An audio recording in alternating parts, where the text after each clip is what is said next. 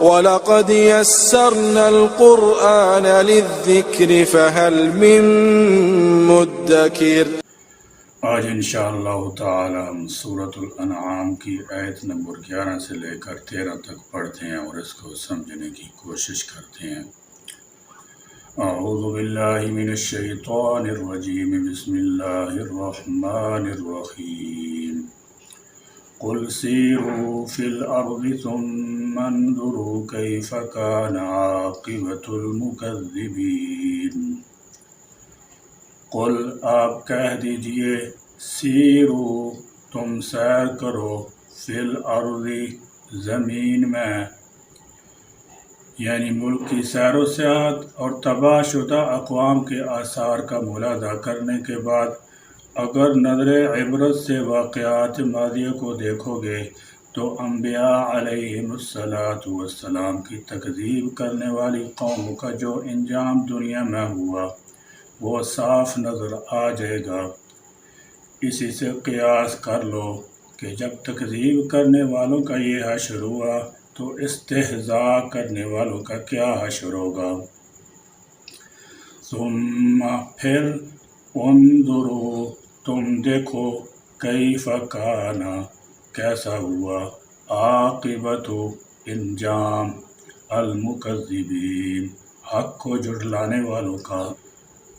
قل لمن ما فی السماوات والارض قل للہ کتب علی نفسہ الرحمہ لیجمعنکم الی یوم القیامۃ لا ریب فیہ الذین خسروا انفسهم فهم لا یؤمنون۔ قل آپ کہہ دیجئے، لمن کس کے لیے، ما جو کچھ، فی السماوات آسمانوں میں، والارض اور زمین میں ہے۔ قل کہہ دیجئے، للہ اللہ ہی کا ہے، کاتب علی نفسی جس نے لازم کر لیا اپنے اوپر، الرحمت رحمت۔ اللہ تعالی جل شانہ مختار مطلق ہے، اللہ تعالی پر کوئی بات واجب نہیں۔ اس اختیار کا ایک پہلو یہ ہے کہ خود اللہ تعالی جل شانہ نے اپنے لیے کوئی سنت اور طریقہ مقرر فرما لیں، چنانچہ خود اللہ تعالی نے اپنے لیے طے کر لیا ہے کہ وہ اپنی مخلوق پر مہربانی کریں گے۔ سیدنا حضرت ابو ہریرہ رضی اللہ تعالی عنہ سے روایت ہے کہ اللہ تعالی جل شانہ نے مخلوقات کو پیدا کرنے کے بعد خود اپنے وعدہ کی ایک تحریر لکھی کہ میری رحمت میرے غضب سے بڑھ کر ہوگی، اور اسے اپنے عرش کے نیچے رکھ لیا۔ اس رحمت کا انسان دن رات مشاہدہ کرتا رہتا ہے کہ خدا کا منکر، نافرمان اور احکام الہی کا مذاق اڑانے والا بھی خدا کی نعمتوں سے لمحہ بہ لمحہ نفع اٹھا رہا ہے۔ لَيَجْمَعَنَّكُمْ تمہیں ضرور وہ جمع کرے گا، اِلَىٰ یوم القیامۃ قیامت کے روز، لا ریب نہیں کوئی شک، فیہ جس کے آنے میں، الذین جن لوگوں نے، خسروا خسارے میں ڈالا۔ جب تمام آسمان و زمین میں سے خدا کی حکومت ہے، جیسا کہ مشرکین کو بھی اقرار تھا، تو مکذبین اور مستہزئین کو فوری سزا سے کہاں پناہ مل سکتی ہے۔ یہ صرف اس کی رحمت عامہ ہے کہ جرائم کو دیکھ کر فوری سزا جاری نہیں کرتا، اور قیامت کے دن بھی جو بلا شبہ آنے والا ہے، محض انہی بدبختوں کو بے ایمانی کی سزا دے گا جو خود جان بوجھ کر اپنے کو نقصان ہلاکت کے گڑھے میں ڈال چکے ہیں۔ انفسہم اپنے آپ کو، فہم پس وہی، لا یؤمنون ایمان نہیں لاتے۔ جس طرح حدیث میں نبی صلی اللہ علیہ وسلم نے فرمایا، جب اللہ تعالی جل شانہ نے مخلوق کو پیدا فرمایا تو عرش پر یہ لکھ دیا، ان رحمتی تغلب غضبی، یقیناً میری رحمت میرے غضب پر غالب ہے۔ لیکن یہ رحمت قیامت والے دن صرف اہل ایمان کے لیے ہوگی، کافروں کے لیے رب سخت غضبناک ہوگا۔ مطلب یہ ہے کہ دنیا میں تو اس کی رحمت یقیناً عام ہے، جس سے مومن اور کافر، نیک اور بد، فرمانبردار اور نافرمان سبھی فیض یاب ہو رہے ہیں۔ اللہ تعالیٰ جل شانہ کسی شخص کی بھی روزی نافرمانی کرنے کی وجہ سے بند نہیں کرتا، لیکن اس کی رحمت کا یہ عموم صرف دنیا کی حد تک ہے۔ آخرت میں جو کہ دار الجزا ہے، وہاں اللہ تعالیٰ کی اس عدل کا کامل ظہور ہوگا، جس کے نتیجے میں اہل ایمان امان رحمت میں جگہ پائیں گے اور اہل کفر فسق کی وجہ سے جہنم کے دائمی عذاب کے مستحق ٹھہریں گے۔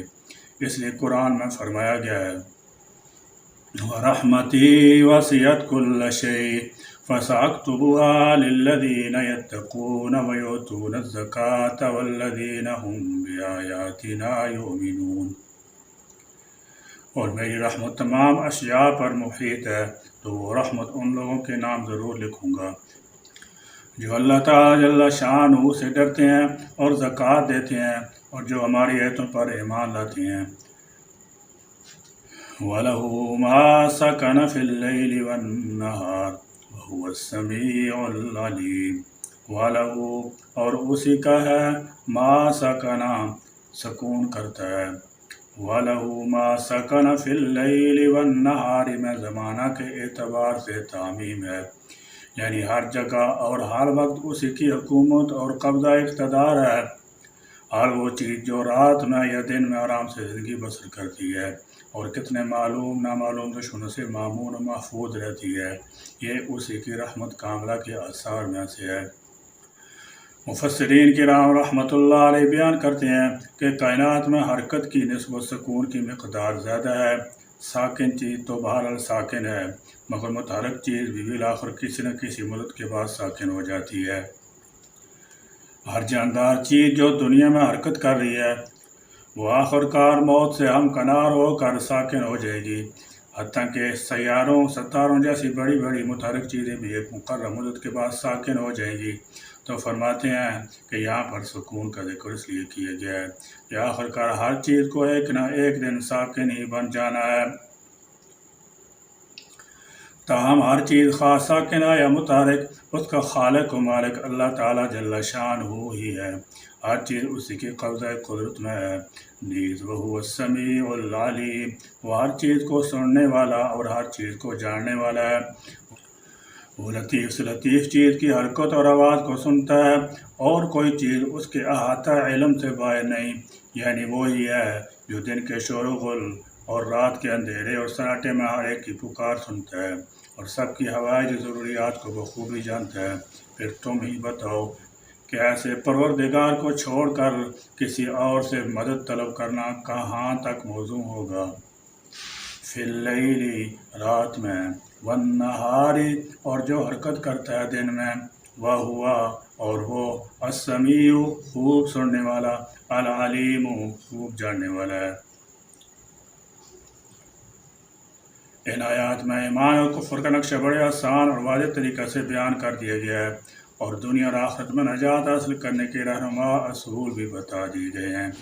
مگر آدمی کی سب سے بڑی معرومی یہ ہے کہ وہ اپنے ضمیر کا ساتھ نہ دے سکے اور صرف ضد اور تعصب کی وجہ سے وہ اس راستہ پر چلنے لگے جس کے بارے میں اس کا ضمیر اس کو بار بار بتا رہا ہو کہ یہ غلط راستہ ہے۔ یہ ایک معرومی اور ناکامی ہے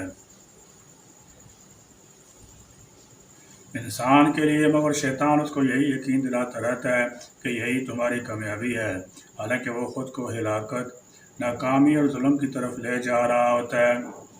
یہی حال کفار مکہ کا تھا، اور یہی حال ہر اس شخص کا ہے جو مسلمان ہو کر بھی مسلمان نہیں ہوتا اور سب کچھ جانتے بوجھتے بھی انجان بنا رہتا ہے۔ قرآن مجید کا ہر لفظ، ہر جملہ اور ہر آیت انسان کے لیے رشد و ہدایت کا خزانہ لیے ہوئے ہے۔ اللہ تعالیٰ ہمیں توفیق دے کہ ہم اس کو سمجھ سکیں اور اس پر پورے خلوص سے عمل کر کے دنیا اور آخرت میں سرخرو ہو سکیں۔ یا الہی، تو ہمارے دلوں میں نیکوکاری ڈال دے اور ہمیں ہمارے نفس کے شر سے پناہ دے اور ہم کو اپنے احکام کا پورا فرمانبردار بنائیں۔ یا اللہ، ہم سوال کریں تو آپ ہی سے کریں اور مدد چاہیں تو آپ ہی سے چاہیں۔ ہر حال میں ہم کو اپنی ذات عالی کی طرف رجوع ہونے کی توفیق عطا فرما اور اس کی برکت سے دین اور دنیا کی ہر مشکل کو آسان فرما اور انجام کی کامیابی اور کامرانی نصیب فرما۔ آمین یا رب العالمین۔ وآخر دعوانا ان الحمد للہ رب العالمین۔